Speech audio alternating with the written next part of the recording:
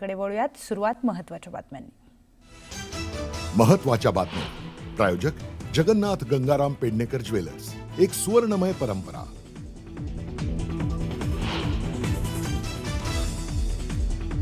OBC आरक्षण वाचवण्यासाठी लढा सुरूच राहणार. मंत्री छगन भुजबळांचा इशारा. आजचा मोर्चा कुठल्याही राजकीय पक्षाचा नसल्याची माहिती.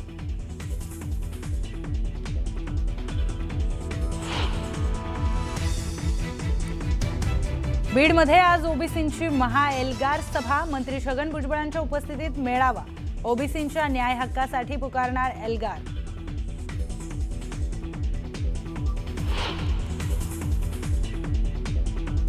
सरकारकडून शेतकऱ्यांची फसवणूक सुरूच. शेतकऱ्यांना न्याय मिळवून दिल्याशिवाय राहणार नाही. तर दिवाळीनंतर उद्धव ठाकरे मराठवाड्याच्या दौऱ्यावर.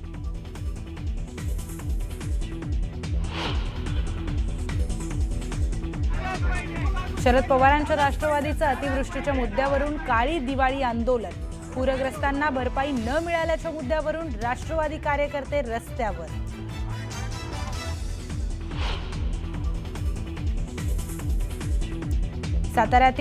साताऱ्यातील दरेगावात आलो की अनेकांची पोटदुखी सुरू होते. मात्र त्यांच्यासाठी बाळासाहेब ठाकरे मोफत दवाखाना सुरू केलाय. उपमुख्यमंत्री एकनाथ शिंदेंची विरोधकांवर सडकून टीका.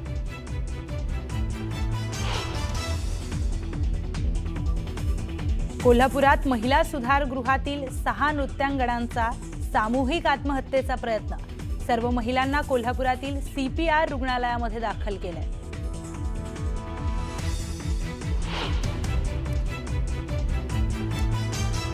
गोकुळची शेतकऱ्यांना दिवाळीची खास भेट. दूध खरेदीच्या दरात 1 रुपयांची वाढ.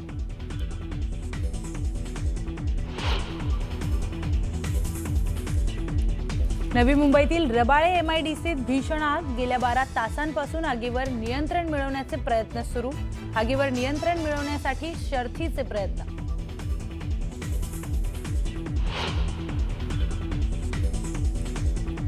जुन्नरमध्ये लालपरीची दुरावस्था. चक्क दरवाजा नसलेल्या एसटीचा व्हिडिओ व्हायरल. धोकादायक एसटीतून प्रवाशांचा जीवघेणा प्रवास.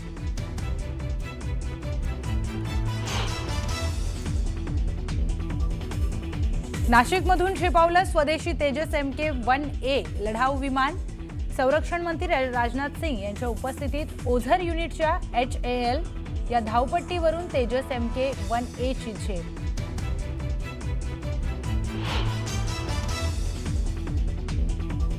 छत्तीसगड आणि महाराष्ट्रात 2 दिवसात 258 माओवाद्यांचं आत्मसमर्पण. छत्तीसगडच्या CM समोर आत्मसमर्पण. अबुझमाड आणि उत्तर बस्तर हे जिल्हे माओवाद मुक्त जाहीर.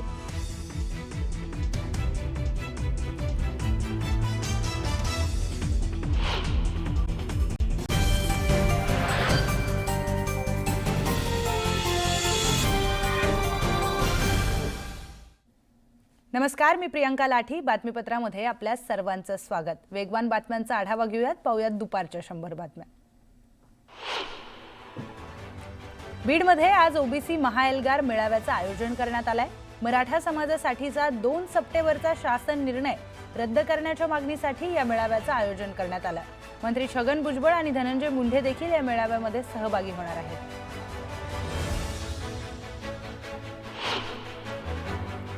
बीडमध्ये होणाऱ्या भुजबळांच्या महाएल्गार सभेची संपूर्ण तयारी झाली आहे. यावेळी सभेच्या मार्गावर मोठमोठे फ्लेक्सही लावण्यात आले आहेत.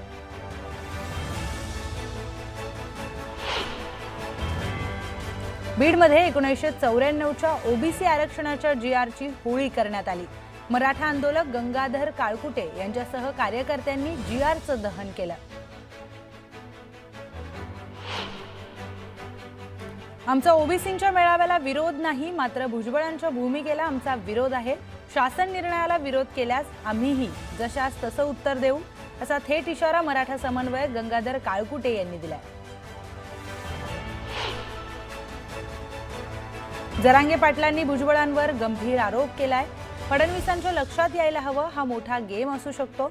फडणवीसांना डॅमेज करण्याचा हा प्रयत्न आहे, असा गंभीर आरोप देखील त्यांनी केलाय. सरकारमध्ये असणारी लोकच मोर्चा काढणार, असा टोला देखील त्यांनी लगावला. जरांगे पाटलांनी भुजबळांवर हल्लाबोल केलाय. मराठा ओबीसी वाद भुजबळांनी सुरू केलाय आणि त्यांना हे भोगावं लागणार. त्यांनी कुणाच्याही नादी लागावं, मात्र आमच्या नादी लागू नये. त्यांनी जेलमध्ये न जाण्यासाठी ओबीसींचा फायदा घेतला, मात्र ते पुन्हा जेलमध्ये जाणार असा हल्लाबोल जरांगेंनी केलाय. छत्रपती संभाजीनगरमध्ये राधाकृष्ण विखे पाटलांना मराठा समाजातील काही कार्यकर्त्यांनी घेराव घातला. 2 सप्टेंबर रोजी मराठा आरक्षणासाठी काढलेला GR हा फसवा आहे, त्यातून किती प्रमाणपत्रे मिळाली हे सांगा असा जाब त्या कार्यकर्त्यांनी विखे पाटील यांना विचारला.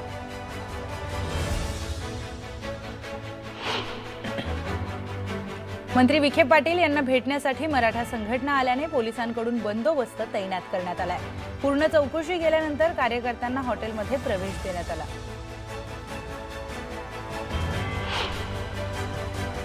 भंडाऱ्यात शरद पवारांच्या राष्ट्रवादीने काळी दिवाळी आंदोलन केलंय. शेतकरी हिताच्या अनेक योजना बंद केल्याचा आरोप यावेळी आंदोलकांनी केलाय. तातडीने शेतकऱ्यांना मदत देण्याची मागणी करण्यात आली आहे.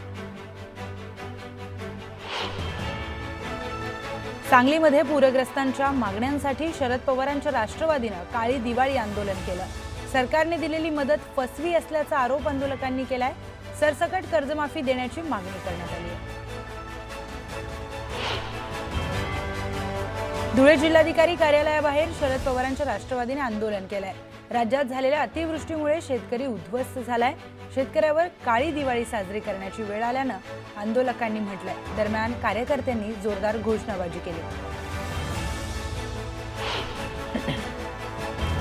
अमरावती कृषी उत्पन्न बाजार समितीने मुख्यमंत्री सहाय्यता निधी 5 लाखांचा धनादेश दिलाय.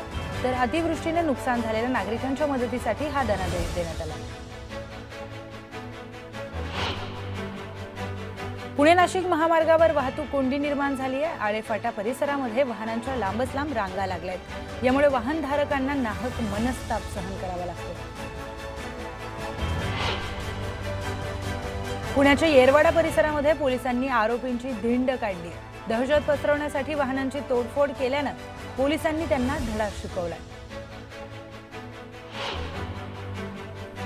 धुळे तालुका पोलीस ठाण्यामध्ये एका सरपंच दाम्पत्याने आत्महत्येचा प्रयत्न केला. वेळीच पोलिसांनी हस्तक्षेप केल्यानं अनर्थ टळला. आरोपींवर तात्काळ कारवाई करण्याची मागणी करण्यात आली.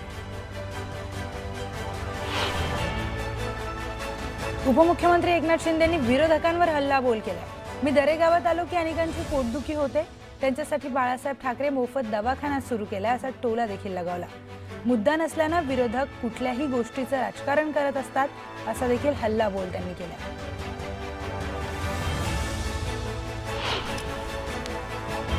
सरकारकडून शेतकऱ्यांची फसवणूक सुरू असून शेतकऱ्यांना न्याय मिळवून दिल्याशिवाय राहणार नाही असं उद्धव ठाकरे म्हणाले. शेतकऱ्यांच्या विश्वासाला तडा जाऊ देणार नाही. दिवाळीनंतर मराठवाड्याचा दौरा करणार असं देखील उद्धव ठाकरे यांनी सांगितलं. गुलाबराव पाटलांनी संजय राऊतांचा चांगलाच समाचार घेतलाय. संजय राऊत म्हणजे फुसकी टिकली आहे असा खोचक टोला त्यांनी लगावलाय. आमचे सर्वच उमेदवार तयार आहेत, मात्र त्यातील काही वाजणार की नाही याची शंका आहे, म्हणून जास्तीत जास्त बारूद भरणार आणि विरोधकांवर बॉम्ब टाकणार असा हल्लाबोलही त्यांनी केलाय. काँग्रेसचे माजी आमदार मुझफ्फर हुसेन यांनी भाजपच्या माजी महापौर डिंपल मेहता यांच्यावर डबल वोटिंग केल्याचा आरोप केलाय. या आरोपाला भाजपचे आमदार नरेंद्र मेहता यांनी उत्तर दिलंय. डबल वोटिंग झालं असेल तर पुरावा द्या असं मेहता म्हणाले. मतदार याद्यांमध्ये अनेक मृतांची नावं आहेत तर अनेक नावे डबल आली आहेत असा आरोप खासदार अमर काळे यांनी केला. यादीतील घोळ दुरुस्त करा आणि त्यानंतरच निवडणुका घ्या असं अमर काळे म्हणाले. दिवाळीला केवळ 2 दिवस उरले असताना अजूनही शेतकऱ्यांच्या खात्यात पैसे आले नसल्याने शेतकऱ्यांनी दिवाळी करायची की नाही असा संतप्त सवाल म्हाड्याचे शरद पवार गटाचे आमदार अभिजित पाटील यांनी विचारला. पूरग्रस्त शेतकऱ्यांसाठी सरकारची 32,000 कोटींची घोषणा हवेतच आहे का असा सवाल देखील आमदार अभिजित पाटील यांनी उपस्थित केला. सांगलीच्या टाकळी येथील धक्कादायक प्रकार समोर आलाय. भर रस्त्यात चांदणीच्या आकाराची आकृती काढत त्यामध्ये लिंबू कुंकू टाकत लिंबाला टाचण्या टोचून भर रस्त्यात टाकण्यात आलाय. यावेळी गावातील एका तरुणानं ते लिंबू कापून त्याचं सरबत बनवलं आणि हा अंधश्रद्धेचा प्रकार मोडून काढला. शेतकऱ्यांच्या फसवणुकीचा निषेध व्यक्त करण्यासाठी पुण्यात काळी दिवाळी आंदोलन करण्यात आलं. सरकारने स्वतः निवडणुकीच्या प्रचारात सरसकट कर्जमाफी करण्याची घोषणा केली। त्यानंतर शेतकऱ्यांची मते घेऊन सत्तेत आलेल्या सरकारने प्रत्यक्षात मात्र शेतकऱ्यांच्या तोंडाला पाने पुसली असा आरोप करण्यात आलाय।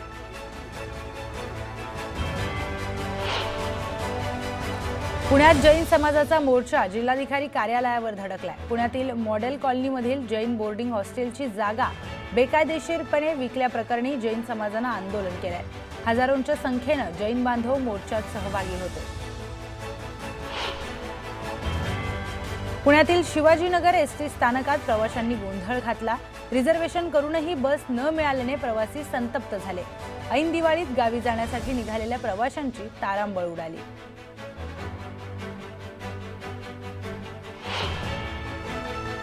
चंद्रपूर जिल्ह्यातील गडचांदूर शहरातील मतदार यादीमध्ये तब्बल 1906 जणांची नावं ही दोनदा आढळली आहेत। ही प्रारूप यादी 8 ऑक्टोबरला प्रकाशित करण्यात आली होती।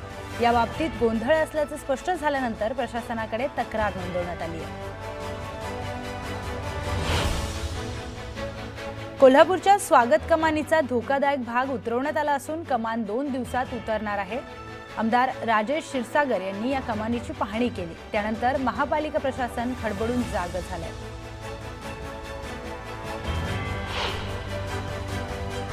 कोपरीमधील दौलतनगर या ठिकाणी एकूण 14 इमारती अति धोकादायक म्हणून घोषित करण्यात आल्या आहेत। त्यानुसार या इमारतींमध्ये राहणाऱ्या नागरिकांना पालिकेने नोटीस बजावली आहे। नोटीस बजावत त्यांना घर खाली करण्याचे आदेश दिले।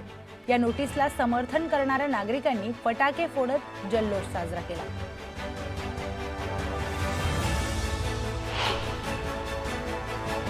दिवाळीनिमित्त सिंधुदुर्ग जिल्ह्यातील बाजारपेठेत चैतन्यमय वातावरण निर्माण झालंय।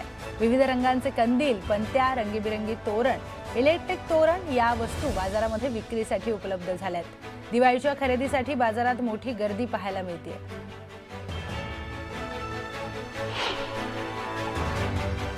पुण्यामध्ये दिवाळीनिमित्त राजकीय नेत्यांच्या वाडेश्वर कट्ट्याचं आयोजन करण्यात आलंय। सर्वपक्षीय नेत्यांनी एकमेकांना लाडू भरवत एकत्र येत आनंद साजरा केला।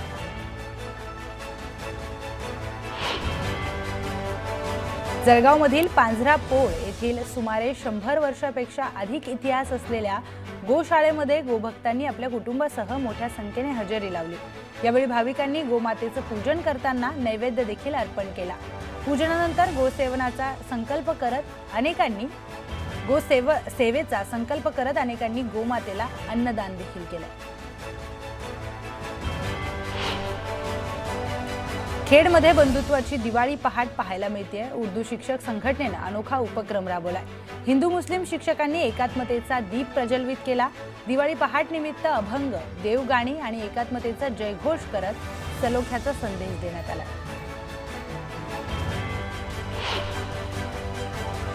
शिवाजी कर्डिले यांच्या निधनाची बातमी अत्यंत धक्कादायक आहे। ग्रामीण शहाणपण असलेल्या लोकप्रतिनिधी जाण्याचं अत्यंत दुःख झालंय असं म्हणत बाळासाहेब थोरातांनी शिवाजीराव कर्डिलेंना श्रद्धांजली अर्पण केली। दिवाळीनिमित्त उद्यापासून 8 दिवस लासलगाव, मनमाडसह नाशिक जिल्ह्यातील बहुतांश बाजार समित्या बंद राहणार आहेत। 18 ऑक्टोबरपासून 26 ऑक्टोबरपर्यंत बाजारपेठ बंद राहणार असल्यानं शेतकऱ्यांची मात्र मोठी गैरसोय होणार आहे।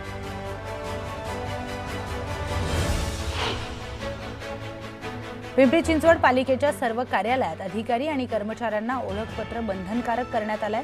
विना ओळखपत्र कर्मचारी आणि अधिकारी आढळल्यास त्याच्यावर शिस्तभंगाची कारवाई केली जाणार आहे। वीज महावितरण कंपनीने मनमाडमधील नागरिकांसह व्यापाऱ्यांना शॉक दिलाय। ऐन सणासुदीच्या काळात तासनतास वीज पुरवठा खंडित असल्यानं बाजारपेठेत अंधाराचं साम्राज्य पसरलंय। त्यामुळे व्यापाऱ्यांसह दुकानदार संतप्त झालेत। जळगाव जिल्ह्यातील शेतकऱ्यांसाठी आनंदाची बातमी आहे। महाडीबीटी पोर्टलद्वारे जिल्ह्यातील 98,000 शेतकऱ्यांची निवड झाली आहे। त्यातील 26,000 लाभार्थ्यांच्या दाराशी ट्रॅक्टर येणार आहे।